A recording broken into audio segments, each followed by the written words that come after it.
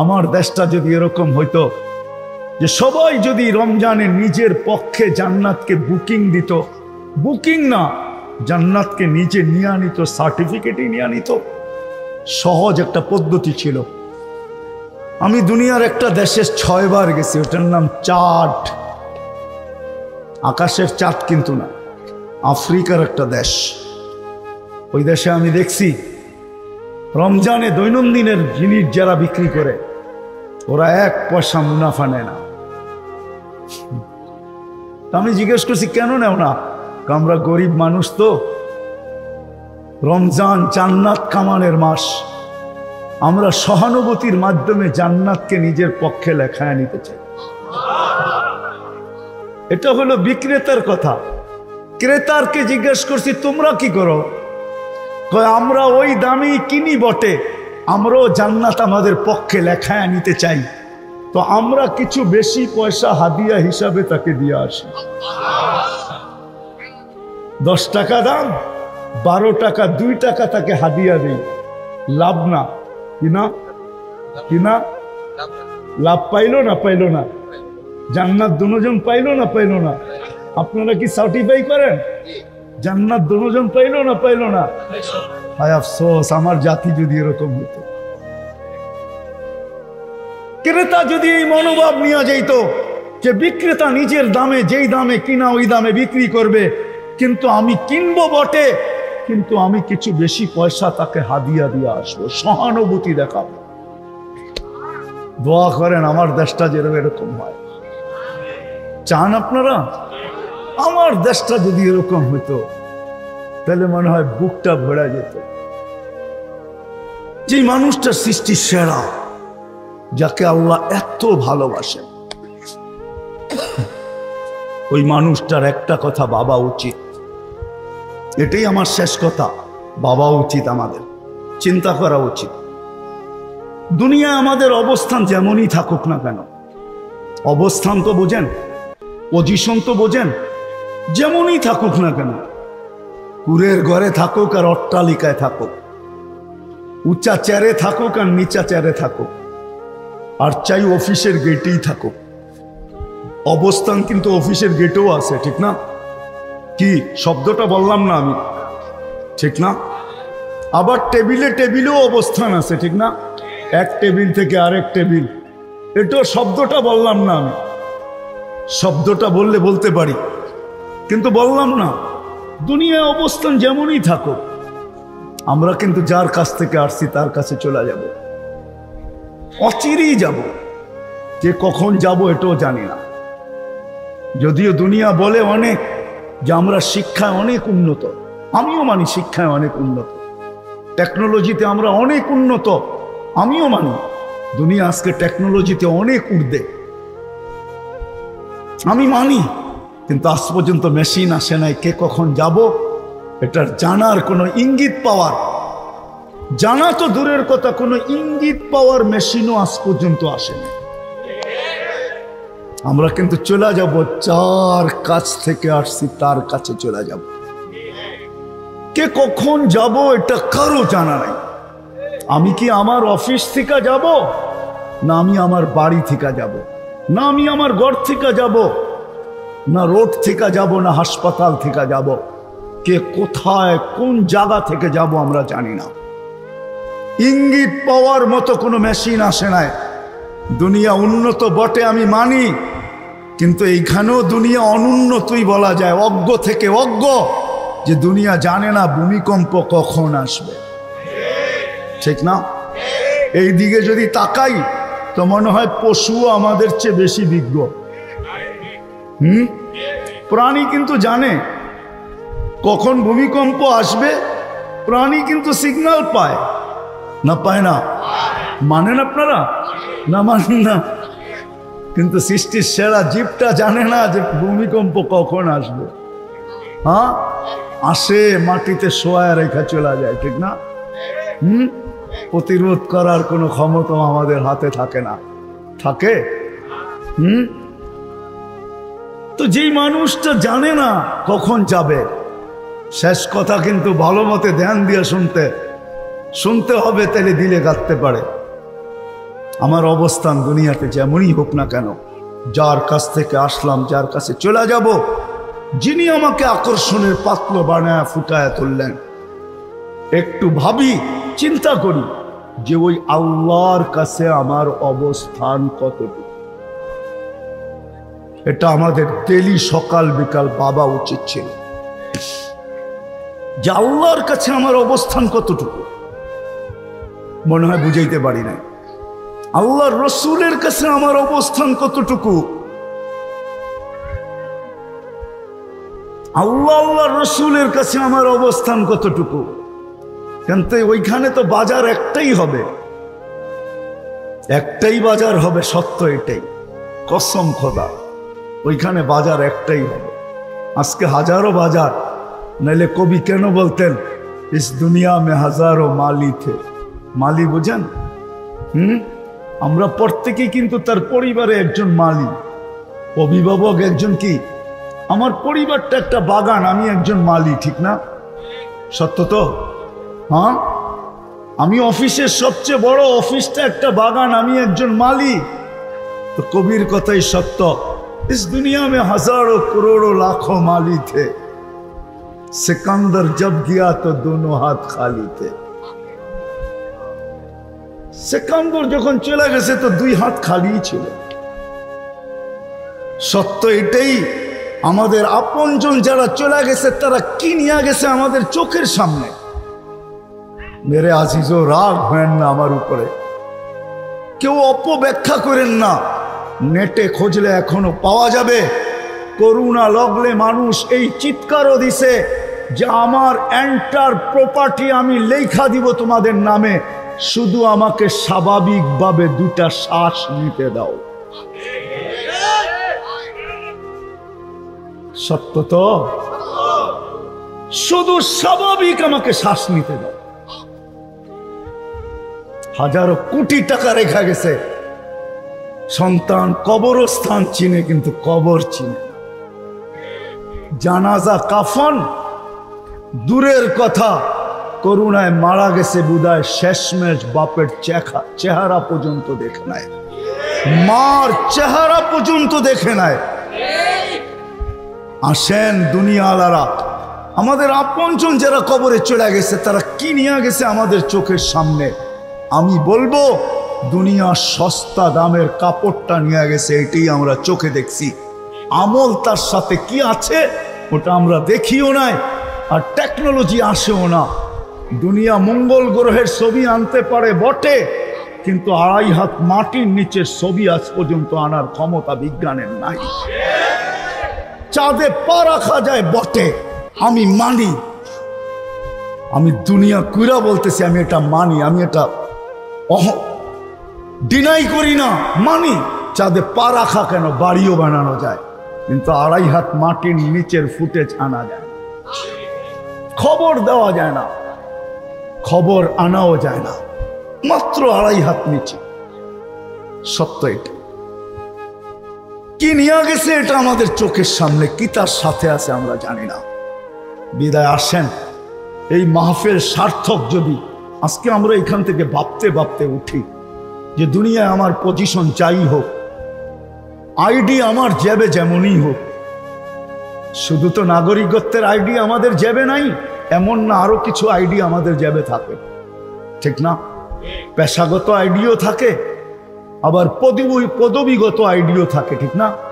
এটা নিয়ে আমার কোনো সে নাই, আমি এটা নিয়ে আলোচনা বা সমালোচনাও করতে চাই না, এটা আমার বিষয়ই না।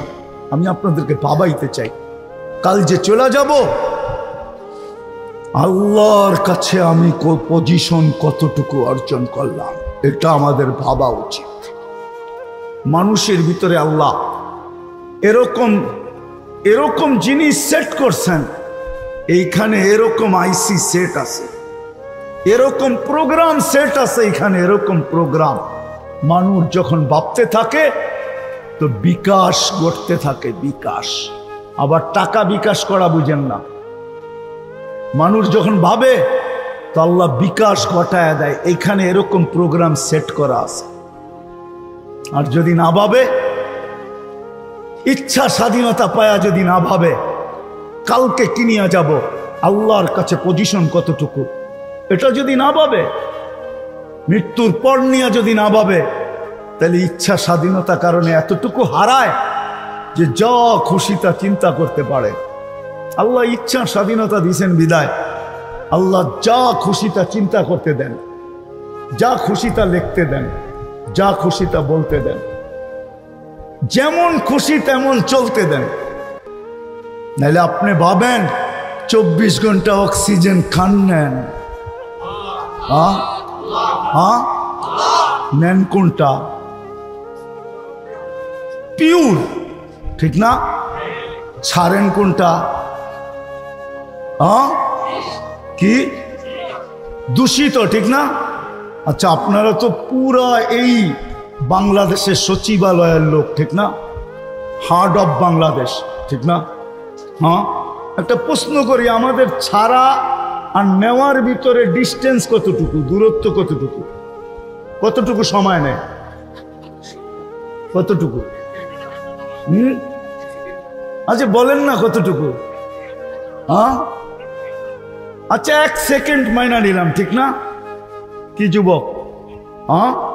কিন্তু 1 সেকেন্ডও না, এটার জানি আরেকটা কি শব্দ আছে, হ্যাঁ, মিলি সেকেন্ড, ঠিক না?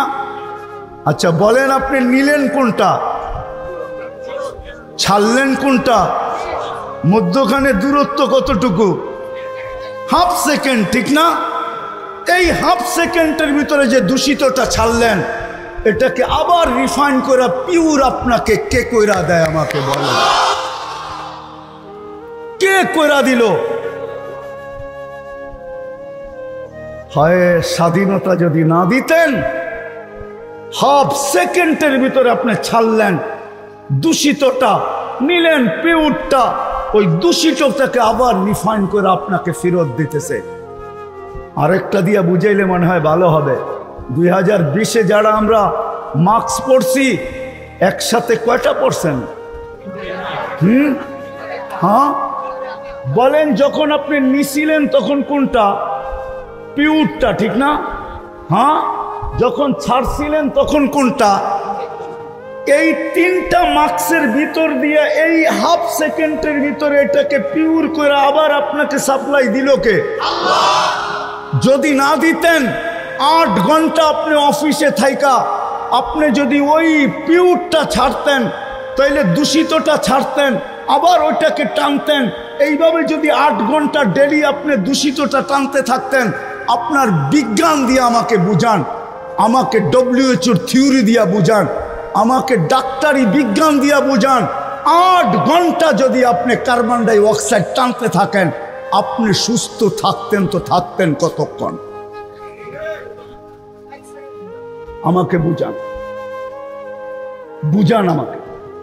আমি কোরআন হাদিস বুঝি না, আমি থিওরি বুঝি, আমাকে বুঝান। রাগ হয়ে যায় না। আল্লাহ আমাকে দুনিয়াটা ঘুরান, আমার চোখে অনেক কিছু দেখা আছে। তা হাদিসে নেয়ামত বলতেছি, আগেও বলছি, এখনো বলতেছি, 7 মহাদেশ আমি দেখা ফেলছি। আপনাদের উন্নীত কোনো বিশ্ব নাই যেখানে আমি না গেছি, আমার পায়ের দাগ না আছে। আমি চিনি সব, আমাকে অনেক কিছু বুঝাইতে হবে না। যে আল্লাহর অক্সিজেন 24 ঘন্টা নেই, পিওর নেই, আর দূষিত ছাড়ি, হাফ সেকেন্ডের ভিতরে ওটাকে আল্লাহ পিওর করে আবার আমাকে সাপ্লাই দেয়। স্বাধীনতা যদি না দিতেন, আপনি আল্লাহর বিরুদ্ধে ভাবতেন, তাই না? এটা কার? কে দিছে এটা? জানেন কি এখানে রাখা আছে? ছোট একটা মগজ দেখলে কি হবে? 5 লক্ষ কিলোমিটার তার দিয়ে এটাকে পেঁচাইছেন আল্লাহ। আপনার বিজ্ঞানকে জিজ্ঞাসা করেন, এই ব্রেনটা 5 লক্ষ কিলোমিটার তার দিয়ে পেঁচানো। আপনার বিজ্ঞান আমার সাথে একমত হবে। পিন দাঁড়া করে রাখতে যতটুকু জায়গা লাগে, এটার ভিতরে ফুল একটা কম্পিউটার সেট করা আছে। একজন মানুষের ব্রেনে যতটুকু কম্পিউটার আছে, 800 কোটি মানুষের একদিনের খাবার হয়, যদি এটাকে যান্ত্রিক পার্টস হিসাবে বিক্রি করা হয়। সার্চ দিয়ে আপনার বিজ্ঞান থেকে জিজ্ঞাসা করেন। আপনি আল্লাহর বিরুদ্ধে ভাববেন, আল্লাহর বিরুদ্ধে লিখবেন, আল্লাহর বিরুদ্ধে বলবেন, যেমন খুশি তেমন চলবেন? 24 ঘন্টা অক্সিজেন দিবে আপনাকে আল্লাহ? কয় লিটার দেয় ডেলি? 550 লিটার ডেলি নেন, মাসে 16,500 লিটার নেন। ডেলি সুস্থ রাখার জন্য আপনার কিডনি, আমার কিডনিকে পার 40 মিনিটে একবার আল্লাহ কুদরত দিয়া ডায়ালিসিস করে। পার 40 মিনিটে একবার আপনার কিডনি ডায়ালিসিস হয়।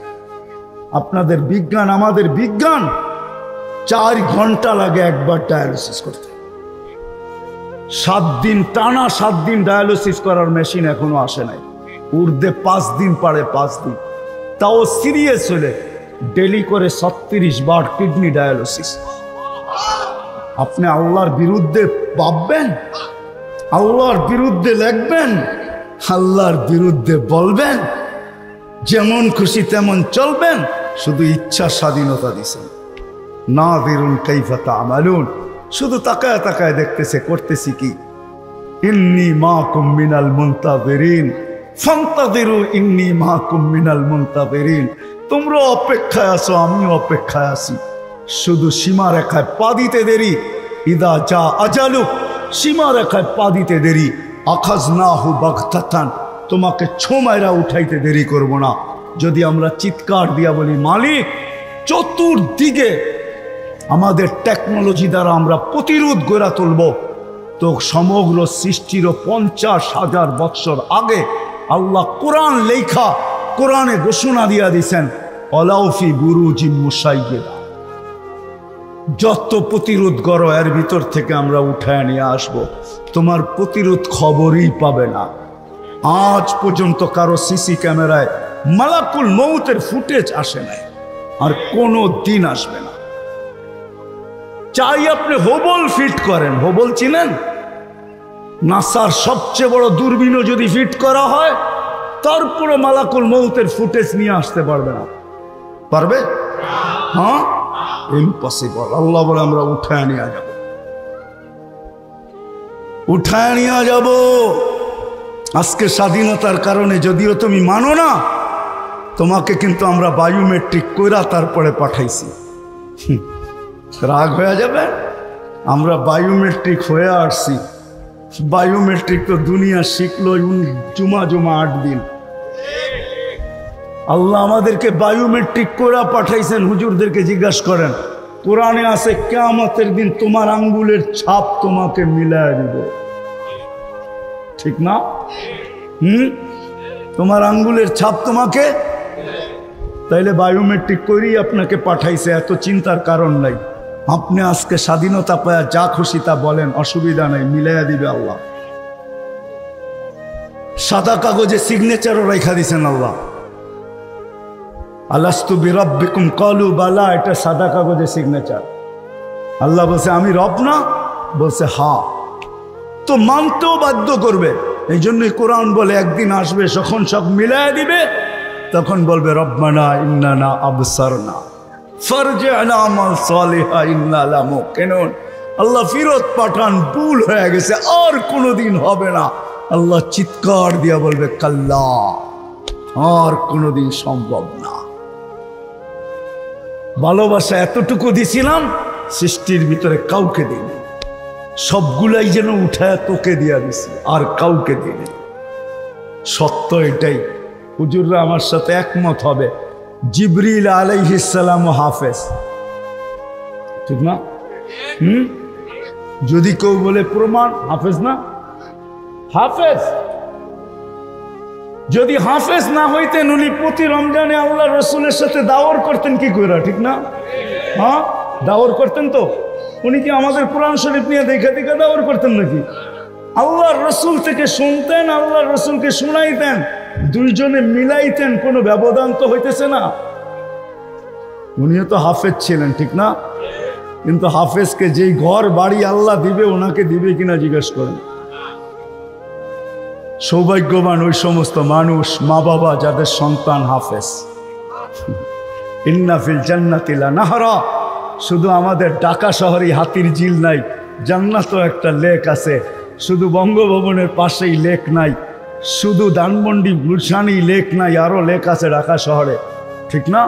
জান্নাতও একটা লেক আছে, ইউকালু লাহু রাইয়ান ফিহি মদিনাতুম মিন মারজান, ওইখানে একটা শহর বানায় দিবে আল্লাহ হাফেজকে, মদিনাতুম মিন মারজান, পাথর দ্বারা, লাহু ৭০,০০০ বাবান, ওটা ৭০,০০০ গেট হবে, আলা কুল্লি বাবিন ৭০,০০০ মালাইকাতান, প্রত্যেক গেটে ৭০,০০০ ফেরেশতা হবে। হাদা লি হাফিজিল কুরআন, এটা হাফেজে কোরআনকে আল্লাহ গিফট দিবে, গিফট। প্রত্যেক গেটে যখন যাবে তো ৭০,০০০ ফেরেশতা গার্ড অফ অনার দিবে, আর প্রত্যেকে তাকে উপটকুন দিবে আর বলবে হাদা কেরামাতান লিল কুরআন, এটা কোরআনের কেরামত স্বরূপ তোমাকে দেওয়া হলো। সর্বশেষ গেট যখন অতিক্রম করবে ৪৯০ কোটি ফেরেশতা তাকে গার্ড অব অনার দিবে। শুধু শুধু হুজুররা পাগল হয় নাই, আপনারা তো বলেন আমরা ধর্ম ব্যবসা করি, ঠিক না? ধর্ম ব্যবসা যদি করতাম, যুক্তিসঙ্গত কথা আপনাদেরকে আমি জিগাইতে চাইতেছি, উঠাউঠি করেন না, আমি ৬০ জায়গায় চলে আসছি। যুক্তিসঙ্গত কথা, ঢাকা শহরে অটো চালাইলে কয় টাকা পাওয়া যায়? হ্যাঁ, রিক্সা চালাইলে ১,০০০, ঠিক না? মেনা নিলাম, মাসে কয় হাজার? বাংলাদেশের ঢাকা শহরের কয়জন ইমামের বেতন ৩০,০০০ আছে বলেন? কয়জন মাদ্রাসার ওস্তাদের বেতন ৩০,০০০ আছে? ব্যবসা কাকে বলে? লাভ যেদিকে দেখে ওইদিকে চাপ দেয়, ঠিক না? ব্যবসা কাকে বলে? যেদিকে লাভ দেখে ওইদিকেই ঝাঁপ দেয়, ঠিক না? ৩০,০০০ তো কামান যায়, এখানে তো ১৫,০০০ পায়া বসে আছে। তাহলে অটো কেন চালায় না? অটো চালাইতে অক্সফোর্ডের ডিগ্রি লাগে না ঢাকা ইউনিভার্সিটির মাস্টার্স লাগে না ২ বছর যে কোনোখানে ট্রেনিং নিতে হয়? অটো চালাইলে ইজ্জত চলে যাবে? হালাল রুচিতে কোনো ইজ্জত যায় না, কোনো ইজ্জত যায় না। আপনি ছোট চোখে দেখতে পারেন, তাতে কিছু আসে যায় না।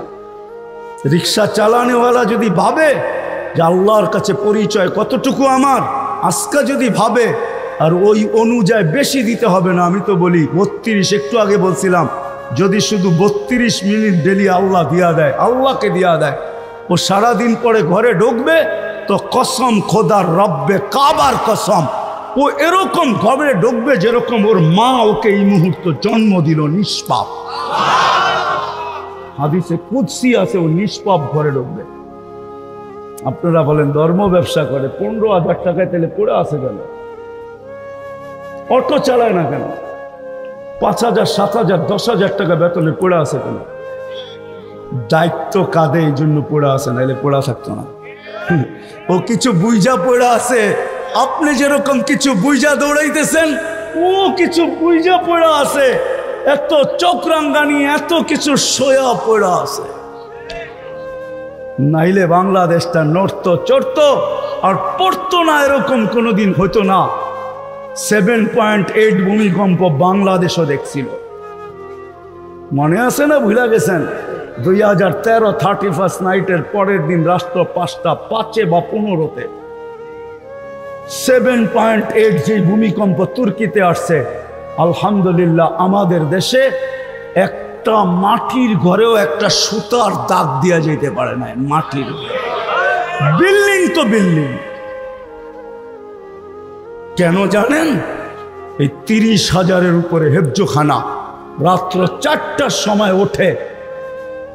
30,000 হেফজোখানার ওস্তাদরা রাত্র 4টার আগে ওঠে, আল্লাহর কালাম পড়ে আর পড়ায়, আর হক্কানি আলেমরা আল্লাহওয়ালারা রাত্রে সেজদায় পড়া এই সাদা লাল সবুজের এই ছোট্ট পরিধিটাকে এক আধ্যাত্মিক সুরক্ষার চাদর দিয়া ঢাইকা দেয়, যার কারণে এটা নড়ে চড়ে পড়ে না। ভূমিকম্প কম আসে না। ডিসেম্বরও 6.1 আসছিল। বাংলাদেশে 99 জন জানে না ভূমিকম্প আসছে। ওইটাও ঠিক ফজরের জামাত দাঁড়ায় তখন আসছিল। আপনারা তো বইলা বেড়ান এরা ধর্ম ব্যবসা করে। খোদার ওয়াস্তে পায়ে হাত রাখে, এমন আঙ্গুল আমাদের দিকে উঠায় না। হইতে পারে আল্লাহ সইতে নাও পারে। 2 দিনের ব্যবধানে কিন্তু 2টা ভূমিকম্প বাংলাদেশে চলে আসছে, একটা সিলেটে একটা টেকনাফে। একটা 4.3 ছিল, একটা 4.1 ছিল, দুটা কিন্তু দুই মাথা। সিলেটও এক মাথা, টেকনাফও এক মাথা। হ্যাঁ, জানেন না? জানেন না? হ্যাঁ, খোদারা আসেন আজকে একটু ভাবি। বেশি দিতে হবে না আল্লাহকে, আল্লাহ ভালোবাসে। যদি 32 মিনিট আল্লাহকে দিয়া দেই আর ডেলি একটু ভাবি যে আল্লাহর কাছে আমার অবস্থান কতটুকু, ভাবনা বিকাশ ঘটাবে। ভাববেন রাস্তা আপনার সামনে খুলে আসবে, কিন্তু আমি রাস্তা দেখায়া দিতেছি। কি ভাববেন? ভাববেন? হ্যাঁ, ওয়াদা? 32 মিনিট আল্লাহকে ডেলি দিবেন। 32 রাকাত নামাজ পড়তে 32 মিনিটের বেশি লাগে না। কি রাজি?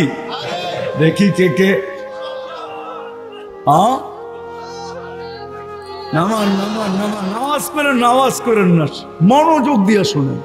আর সর্বশেষ বাবার পরে আপনি যদি ভাবেন তাহলে ইনশাআল্লাহ বিকাশ ঘটবে। যদি নাও ঘটে তো আমি রাস্তা দেখায় দিয়া যাইতেছি। হক্কানি আলেম ওলামা আল্লাহওয়ালাদের সাথে নিজেকে যত বেশি পারেন, জলদি পারেন, নিজেকে সংযুক্ত করেন। হক্কানি আলেমদের সাথে সংযুক্ত করেন, নিজেকে আল্লাহওয়ালাদের সাথে সংযুক্ত করেন। তাইলে ইনশাআল্লাহ রাস্তা আপনার সামনে খোলা চলে আসবে। চলে তো যাব, দুনিয়ার থেকে কিনিয়া যাব, এটা তো সত্য, চোখে দেখতেছি, কিন্তু এর পিছনেও আরেকটা নেওয়ার আছে। এই জন্যই যেই ঘরে লাশ হয়, কেউ মারা যায়, তো একটা ফেরেশতা চিৎকার দিয়া বলে জাহাবাতিল আমওয়াল, এই ব্যক্তির সমস্ত অর্জন হাতছাড়া।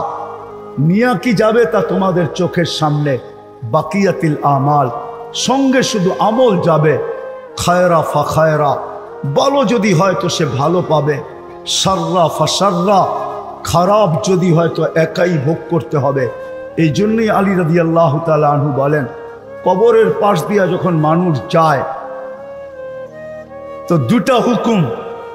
কবরের পাশ দিয়া যখন কেউ যায় তো মুসলমানকে হুকুম দিছেন, কিতাবে হাদিসে আলেম মনীষীরা হুকুম দিছেন, যখন যাও তো একটু স্লো কইরা হইলেও একবার সুবহানাল্লাহ পড়া কবরবাসীকে দিয়া যায়। একবার সুবহানাল্লাহ পড়া হইলেও কবরবাসীকে দিয়া যায়, কেন এরা বড় অসহায় আছে, বড়। আলী রাদিয়াল্লাহু তাআলা আনহু বলেন, যখন তোমরা যাও তো কবরওয়ালারা চিৎকার দিয়া বলে, ইন্তাকালনা মিন দারিল গুরুর, তোমাদের মতো আমরাও ছিলাম, কিন্তু এইখানে আসার পরে জানতে পারলাম ওটা পুরাটাই ধোঁকার একটা ঘর ছিল, ধোঁকা, মরিচিকা ছিল, ধোঁকা ছিল, সম্পর্ক ধোঁকা, সবকিছু ধোঁকা। কথা লম্বা হয়ে যাবে, নাইলে আমি তারপরও বলতেছি, এই মজমায় কয়জন পাবো আমি, এই মজমায় কয়জন পাবো আমি জানি না, যে ডেলি 2 রাকাত নফল বেশি পড়ে, এই নিয়তে পড়ে যে আল্লাহ মা চলে গেছে, বাবা চলে গেছে, আমি 2 রাকাত নফল পড়লাম, 1 রাকাত বাবাকে দিয়েন, 1 রাকাত মাকে দিয়েন। এরকম অভ্যস্ত এই মজমায় কয়জন আছে যাদের মা বাবা নাই আমি জানি না, যে আমি ডেলি অভ্যস্ত শুধু 2 রাকাত নামাজ পড়ি, আর আল্লাহকে বলি 1 রাকাত মা 1 রাকাত বাবাকে দিয়ে দিই। তাইলে কত বড় ধোঁকা। আমরা তো তাদেরই সন্তান, সন্তান হওয়া সত্ত্বেও এই জন্য আলী রাদিয়াল্লাহু তাআলা আনহু বলে, কবরের পাশ দিয়া যখন যাও তো কবর চিৎকার দেয়, ইন্তাকালনা মিন দারিল গুরুর, ধোঁকার ঘরের থেকে আমরা চলে আসছি, ছিলাম, চলে আসছি, তোমরা আসো, তোমরাও চলে আসবে। ইলা দারিল গুরাবা, এক অপরিচিত জগতে চলে আসছি। সাহায্য করাও যায় না, খবর নেওয়াও যায় না, দেওয়াও যায় না। এইখানে বিলকুল অপরিচিত, আমারটা আমাকেই ভোগ করতে হতেছে। এই জন্য আসেন, 32 মিনিট ডেলি আল্লাহকে দিব, ভাববো যে আল্লাহর কাছে পজিশন কতটুকু, আর পজিশন নিয়েই যেতে হবে, এটাই সত্য। তৃতীয়, হক্কানি আলেম ওলামা আল্লাহওয়ালাদের সাথে যত তাড়াতাড়ি পারি নিজেকে সংযুক্ত করি, কেননা আল্লাহ রসুলের ভবিষ্যৎবাণী আছে, একটা দিন আসবে ঘুমের থেকে উঠা দেখবে এদেরকে উঠায় নিয়ে গেছে। সত্য এরকম। 2020 আর 21 আপনারা মানবেন আর না মানেন, কিন্তু আমার ওলামা মানবে, সারা দুনিয়াকে আল্লাহ শূন্য করে বড় বড় আলেমদেরকে নিয়ে গেছে। সত্য তো? কি হুজুর ভুল বলতেছি? আপনারা বলেন করুণার বৎসর, আমরা বলি এটা আম্মাতুল হুজান। করুণার বৎসর ছিল না, এটা দুঃখের বৎসর ছিল। বড় বড় আলেমদেরকে উঠায় আল্লাহ নিয়ে গেছেন, যারা দুনিয়ার ভিত্তি ছিল, ভিত্তি। আমরা না, আমাদের কোনো ভ্যালু আল্লাহর কাছে তেমন নাই। আমাদেরকে নিয়ে ফুটবলও খেলতে পারেন, কোনো অসুবিধা নেই। এই জন্য ওদেরকে আল্লাহ উঠায় নিয়ে গেছেন, বড় বড় আলেমরা চলে গেছে। বাকি কিছু এখনো আছে, তাড়াতাড়ি সংযুক্ত হন, নাইলে একদিন ঘুমের থেকে উঠা দেখবেন এরাও চলে গেছে। তখন আল্লাহ দুনিয়াকে নিয়ে খেলবে, এটা সত্য, খেলবে। এটাও কোরআন হাদিসে আছে, তখন আল্লাহ দুনিয়াকে নিয়ে কি করবে? খেলবে। আল্লাহ খেলবে, খেলারও একটা শেষ আছে। অমাকারু অমাকার আল্লাহ, আল্লাহু খায়রুল মাকিরিন। আল্লাহ বলে তোমরা যতই খেলো, একদিন আমিও খেলবো। আমি অন্য তর্জমা করলাম, ওলামায়ে কেরাম রাগ হয়েন না, অন্য তর্জমা করলাম, তোমরা খেলো আমরাও খেলবো। আসেন, সম্পর্ক জড়বো তো? আমাদের দেশের মতো সুবর্ণ সুযোগ দুনিয়ার কোথাও নাই। আর ইনশাআল্লাহ যতদিন আমাদের দেশে এই পরিবেশগুলো থাকবে, এরকম দিনী মাহফিল হইতে থাকবে, মসজিদ, মাদ্রাসা, মক্তব, হেফজোখানা, নামাজি, পর্দা নিশিন, যে একটা পরিবেশ আমাদের দেশে বর্তমানে আছে, এটা যতদিন টিকা থাকবে, আমার বিশ্বাস, আমি মনের অন্তরের অন্তঃস্থল থেকে বলতেছি, যত দুর্যোগের স্লোগানই দেওয়া হোক, আমাদের দেশে কোনো বিপর্যয় আসবে না, ইনশাআল্লাহ আসবে না। লেখা রাখেন দিন তারিখ দিয়ে, হয়তো নাও থাকতে পারি, কেননা 2-4টা প্রমাণ আমাকে এটাই বলে। 7.8 যখন আসছে, বিপর্যয় হয় নাই। 10 নম্বর মহাবিপদ সংকেত আসছে, বিপর্যয় হয় নাই। করোনা নিয়ে সারা দুনিয়া বলছে সবচেয়ে বড় বিপর্যয় বাংলাদেশে হবে, আল্লাহর মেহেরবানিতে হয় নাই। তো সামনেও কোনো বিপর্যয় হবে না যতদিন এই পরিবেশ থাকবে। আমি ওদিন গেছিলাম ময়মনসিংহ, আরে না কিশোরগঞ্জ, বিশেষ একটা প্রোগ্রামে। তো এক ইউনিভার্সিটির ছেলে এসে আমাকে বলতেছে, টুপি খুইলা, হুজুর আমার চুলটা দেখেন তো আল্লাহর রসুলের আদর্শ মতো কাটা হয়েছে কিনা। আমার একটা বয়ানে আছে যে জীবনে একবার হইলো আল্লাহর রসুলের আদর্শ মতো চুল কাটো। এই মনোভাব, এই নিয়তে, এই ধারণায় যে যেদিন কিয়ামতের দিন দেখা হবে, তো হাত পাইতা বলবে, একদিন আপনার আদর্শে চুল কাটছি, কি দিবেন দেন না। আমার মনটা ভরে গেছে। ইউনিভার্সিটির ছেলে এসে বলতেছে, হুজুর টুপিটা খুললাম, দেখেন তো আল্লাহ রসুলের আদর্শ মতো কাটা হইলো কিনা। তো ওই দিন আমি অসুস্থ ছিলাম, ওর কথাটা শুনে সুস্থ হয়ে গেছি। ও বলতেছিল, আমিও কিয়ামতের দিন হাত পাতবো, যে একদিন হলেও তো আপনার আদর্শ মতো চুল কাটছি, আমাকে কি দিবেন। প্রত্যেকটা অঙ্গের আমার উপরে অধিকার, আমার কাছে প্রত্যেকটা অঙ্গের অধিকার আছে, এটাকে রক্ষণাবেক্ষণ করা আমাদের দায়িত্ব। ঠিক দুনিয়াটাকে আল্লাহ সাজায়া দিয়েছেন, আমরা বসবাস করতেছি। কেউ বলতে পারবে না যে আমি কয়টা গাছ লাগাইছি আর আল্লাহ কয়টা লাগাইছে, কি বলতে পারবেন? রূপগঞ্জালারা পারবে না, 2500 আমেরিকালারও পারবে না, এত মেশিন। আল্লাহ সাজায় আমাদেরকে উপহার দিয়েছেন, আমরা বসবাস করতেছি। এটা হলো বাহ্যিক পরিবেশ। বাহ্যিক পরিবেশ যেরকম আমাদের জন্য 2টা হুকুম। একটা হুকুম হলো তুমি স্বাস্থ্যকর পরিবেশ, সবার কাছে এটা দেশের দাবি, দুনিয়ার দাবি, যে পরিবেশটা যেন স্বাস্থ্যকর হয়। কিন্তু এর পিছনে আরেকটা দাবিও আছে, আমার শরীরের ভিতরও রোগ প্রতিরোধ ক্ষমতা থাকতে হবে। তাইলে স্বাস্থ্যকর পরিবেশ আমাকে আরো সুস্বাস্থ্য বানাবে। আর যদি রোগ প্রতিরোধ ক্ষমতা আমার ভিতরে না থাকে, তাহলে স্বাস্থ্যকর পরিবেশ থাকা সত্ত্বেও আমি সুস্বাস্থ্য নিয়ে থাকবো না, কারণ আমার ভিতরে রোগ প্রতিরোধ ক্ষমতা নাই, অ্যান্টিবডি যাকে বলে। যার কারণে আমি স্বাস্থ্যকর পরিবেশও দিন দিন অসুস্থ হইতে থাকবো। একদিন দেখা যাবে হয়তো আমি মৃত্যুর কোলে ঢেলা পড়ছি। যেমন একটা উদাহরণ দিলে বুঝে আসে কিনা জানি না, দুনিয়াতে সবচেয়ে স্বাস্থ্যকর পরিবেশ থাকে হাসপাতালে, ঠিক না? কিন্তু দুনিয়াতে সবচেয়ে বেশি লোক মারা যায় হাসপাতালে। আপনি বলবেন স্বাস্থ্যকর পরিবেশে থেকে মারা গেল কি করে? তো ডাক্তার এটাই জবাব দিবে, স্বাস্থ্যকর পরিবেশ ছিল বটে, কিন্তু এর ভিতরে রোগ প্রতিরোধ ক্ষমতা ছিল না, এই জন্য দিন দিন সে জীর্ণ শীর্ণ হয়ে মারা গেছে।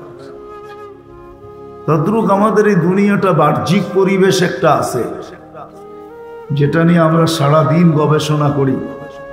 হাজারো সংস্থা আছে যারা পরিবেশবাদী বলে নিজেদেরকে, সারাদিন এটা নিয়ে লিখতে থাকে, বলতে থাকে, সেমিনার করতে থাকে, এক এক জায়গায় যায় দেখতে থাকে পরিবেশটা কতটুকু খারাপ হলো।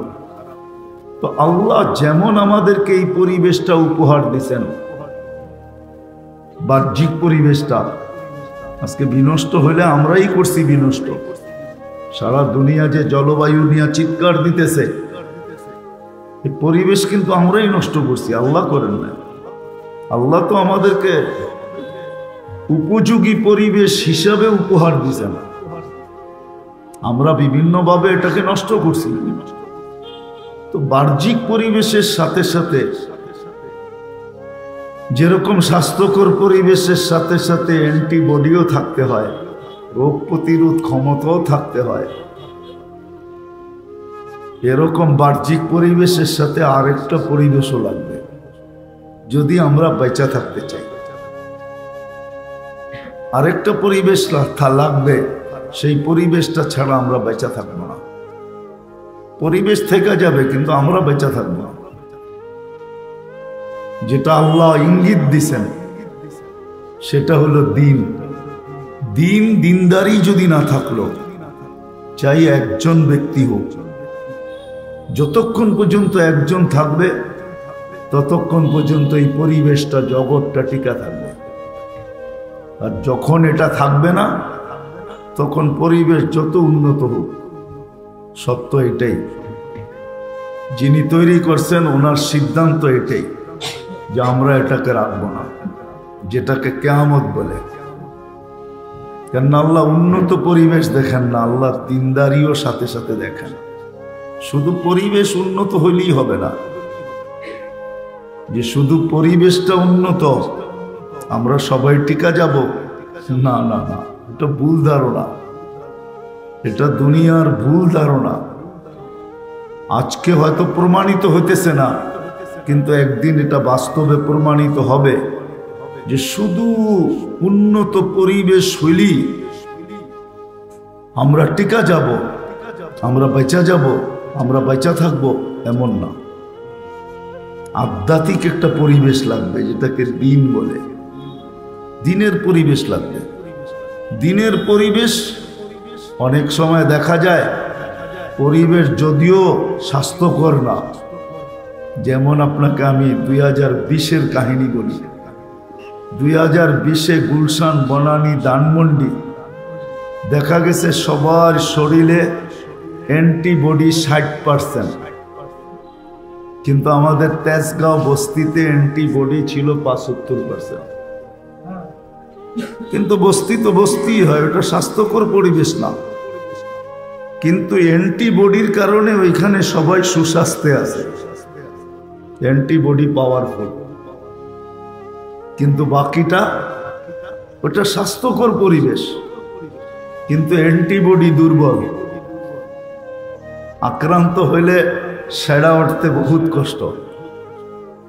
তো অনেক সময় পরিবেশ সুন্দর যদি নাও হয়, স্বাস্থ্যকর না হয়, কিন্তু যদি ভিতরে অ্যান্টিবডি থাকে সুস্বাস্থ্য থাকে, তাহলে দেখা যায় নোংরা পরিবেশও বেঁচা যায়।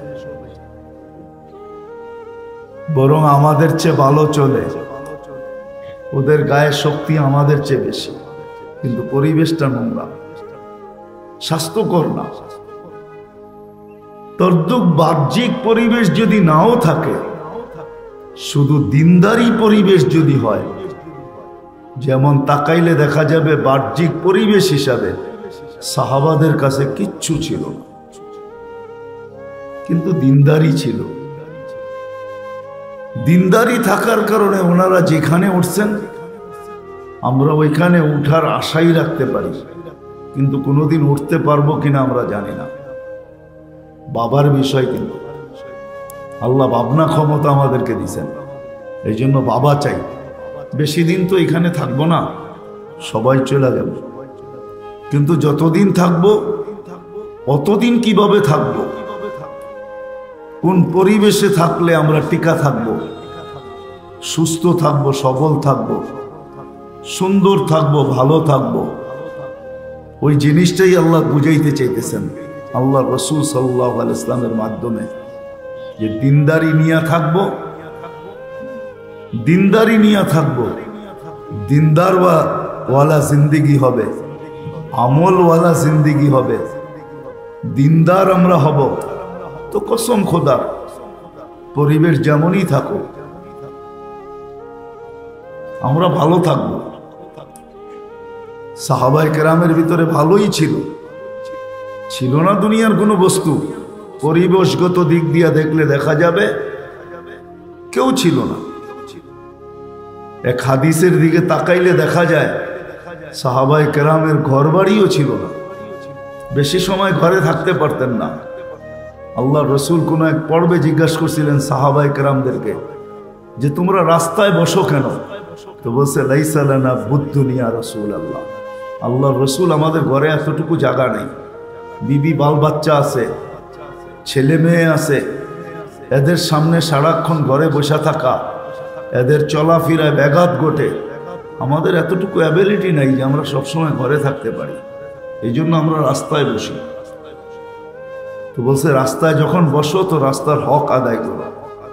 তো আল্লাহ রসুল রাস্তার হক বলছে। বাহ্যিক পরিবেশ ওনাদের কিচ্ছু ছিল না, কিন্তু দিনদারি পরিবেশ ছিল, যার কারণে প্রত্যেক মানুষ সুখী ছিল, প্রত্যেক মানুষ আনন্দে ছিল, লাইফের বড় এনজয় ছিল এখানে, এনজয়, জীবনের বড় এনজয় ছিল এখানে। এই জন্য শেষ কথায় চলে আসছি, বাহ্যিক পরিবেশের সাথে সাথে যেমন আমার শরীরটা আল্লাহ সাজায় দিয়েছেন, আমার উপরে হক দিয়া দিয়েছেন আমি এটাকে সুরক্ষিত করি। বাহ্যিক পরিবেশটা আল্লাহ সাজায় দিয়েছেন, সাথে সাথে আরেকটা পরিবেশের সুরক্ষার দায়িত্ব আমাদেরকে দিয়া দিয়েছেন, সেটা হলো দিনদারি পরিবেশে। আর এটা আল্লাহ মেহেরবানি করে দিয়েছেন, আল্লাহ সদিচ্ছা আমাদেরকে মানুষ বানাইছেন, মুসলমানের ঘরে অস্তিত্ব দিছেন। সর্বশ্রেষ্ঠ নবীর উম্মত আল্লাহ আমাদেরকে নিজের কুদরতি হাতে বাছাই করে বানাইছেন, আমরা বাছাইকৃত। কিন্তু আমরা শুধু জন্ম লগ্নে আল্লাহর কুদরতি হাতের ছোঁয়া পাই নাই, আরো দুইবার কুদরতি হাতের ছোঁয়া পাইছি। একবার হলো বাছাই পর্বে, আরেকবার হলো মনোগ্রাম, যখন আল্লাহ আমাদের উপরে লাগায়া দিছেন কুনতুম খায়রা উম্মাহ, এটা কিন্তু মনোগ্রাম, আমাদের গায়ে লেখা আছে, মনোগ্রাম লাগানো আছে কুনতুম খায়রা উম্মাহ, তোমাদের চেয়ে উত্তম উম্মত কেউ নেই। এই জন্য ফেরেশতা মাঝে মাঝে আশ্চর্য বোধ করেন, এই উম্মতের কর্ম যখন দেখেন তো ফেরেশতারা পর্যন্ত আশ্চর্য বোধ করেন। হ্যাঁ, কিতাব কাটলে পাওয়া যায় ফেরেশতাদের চোখে পানিও চলে আসে, পানিও চলে আসে। এরা ভাবে যে এই উম্মত হইয়া তোমরা এই কাজ করো, তো করো কি করে? এই নবীর উম্মত, এত বড় নবীর উম্মত তোমরা। আসলে দেখলে দেখা যায় আল্লাহ এই উম্মতকে শাস্তি দিতে চান না, বেশি পরিশ্রমও করাইতে চান না। আমার মনের কথা বলতেছি, আমার তাখায়ুল বলে এটাকে আরবিতে, আমার খেয়াল বলতেছি আমি। দুই তিনটা মিলাইলে দেখা যায় এই উম্মতকে আল্লাহ দুনিয়াতেও পাঠাইতে চাইছিলেন না, যে উম্মতকে বাছাই করবে আর সিধা জান্নাতে যাবে। দুনিয়াতে আসছে মনে হয় শুধু একটা প্রশ্নের থেকে বাঁচার জন্য। যদি আমরা দুনিয়াতে না আসতাম, সুহাদা আলান নাস, কিয়ামতের দিন আল্লাহ সাক্ষী হিসাবে আমাদেরকে দাঁড় করাবে আল্লাহর পাশে সমস্ত উম্মতের উপরে, কোরআন বলে। কিন্তু এখানে প্রশ্ন হইতো যে এরা তো দুনিয়াই দেখে না, এরা আমাদের বিরুদ্ধে সাক্ষী দিবে, তো দিবে কি করে? আল্লাহ মনে হয় এই জন্যই আমাদেরকে দুনিয়াতে ছোট একটা জীবন দিয়ে শুধু পাও লাগানোর জন্য পাঠাইছেন, পাও লাগানোর জন্য। কালকে যদি কেউ প্রশ্ন করে আল্লাহ যেন বলতে পারে যে পায়ে দেখো এখনো মাটি লাগানো আছে, এরা দুনিয়া পাড়ায় আসছে, বিদায় এরা সাক্ষী দিতে পারছে। ছোট একটা জীবন দিয়ে পাঠাইছে। 2 পর্বে আমাদেরকে মাফ করে দিয়েছেন, জীবনের 2 পর্বে আমাদের উপরে মাফ। জন্ম নেওয়ার থেকে নিয়ে 15 বছর বালেগ হওয়া পর্যন্ত এই সময়টা মাফ। আর আমরা প্রতিদিন যতক্ষণ ঘুমন্ত থাকি অতক্ষণ মাফ।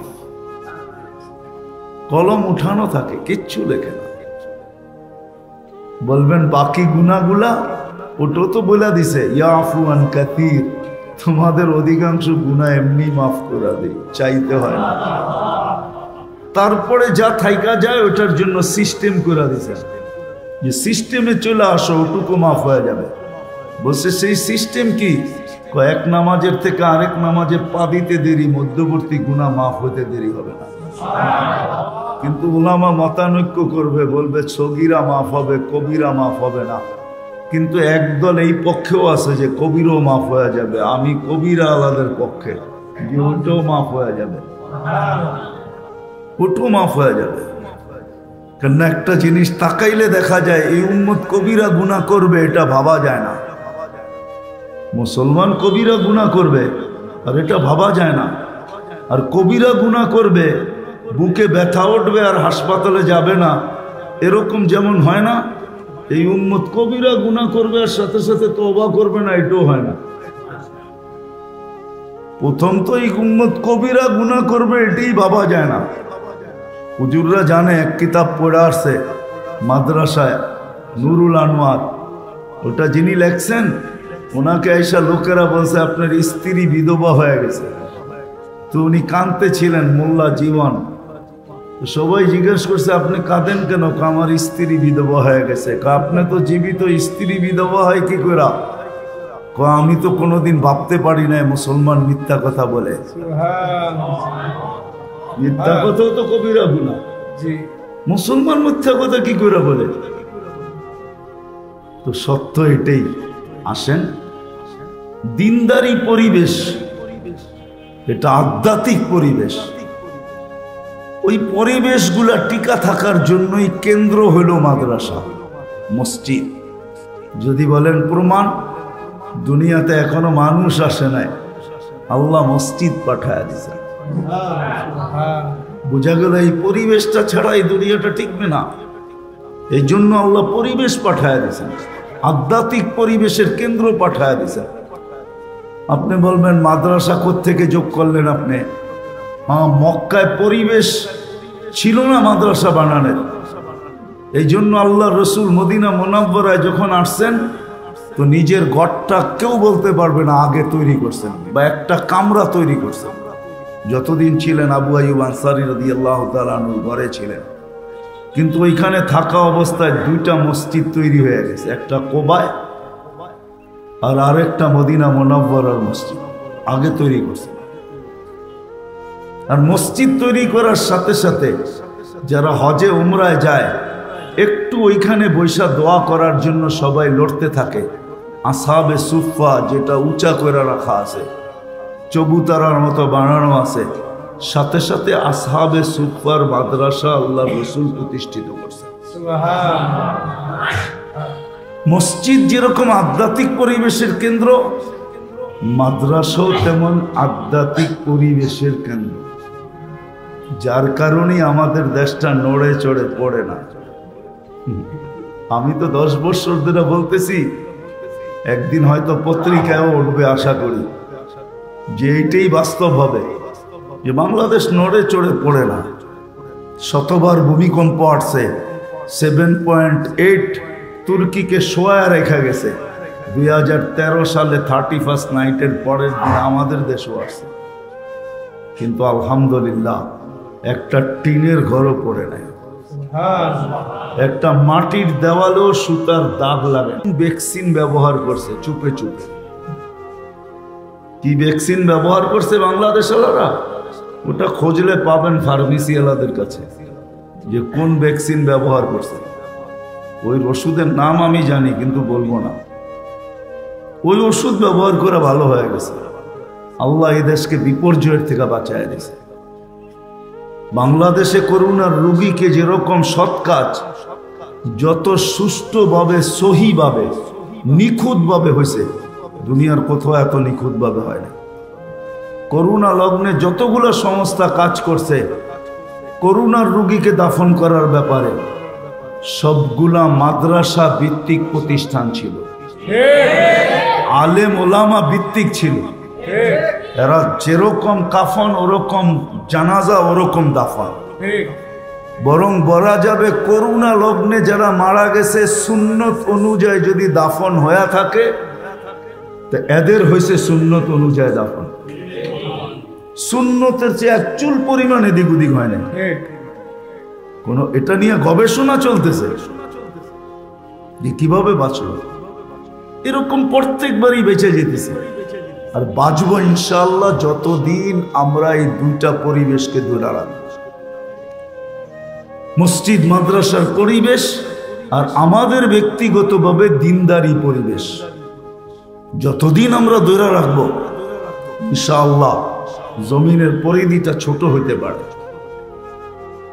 বড় আঁকা বাঁকা হইতে পারে, লাল সবুজের পরিধিটা বড় আঁকা বাঁকা হইতে পারে, বড় ছোট হইতে পারে, লোক সংখ্যা অনেক হইতে পারে, কিন্তু আজও সারা দুনিয়ার ভিতরে সবচেয়ে বেশি বরকত এই দেশে আছে।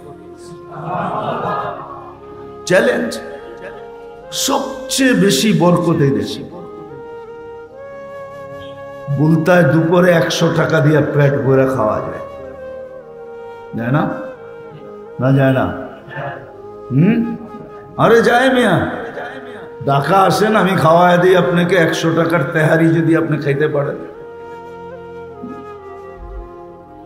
চলেন ফেরিতে, 150 টাকা দিয়ে পেট চুক্তি খাবেন, ফেরিতে চলেন, ইলিশ মাছের দাম দিবেন, বাকিগুলা সব ফ্রি। আমরা সফর করি তো আমরা জানি, আপনি এক জায়গায় বসে মাথা হেলাইলে হবে না। আমাদের দেশে যতটুকু বরকত আছে এরকম বরকত দুনিয়ার কোথাও নেই, কোথাও নেই। দুনিয়ার কোনো দেশে 100 টাকা দিয়ে আপনি তেহারি খেতে পারবেন না, $1 দিয়ে, ইম্পসিবল।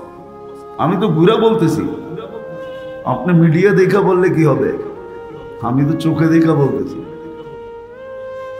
$1 দিয়ে দুনিয়ার কোথাও 1/2 লিটার পানি পাবেন না আপনি। এরকম দেশ আছে 1/2 লিটার পানি মিলবে না।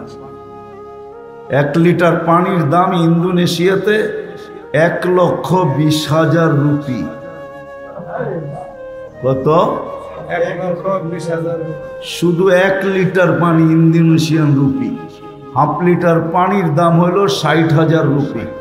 আমি নিজে 6 বার যায় খাই আসছি।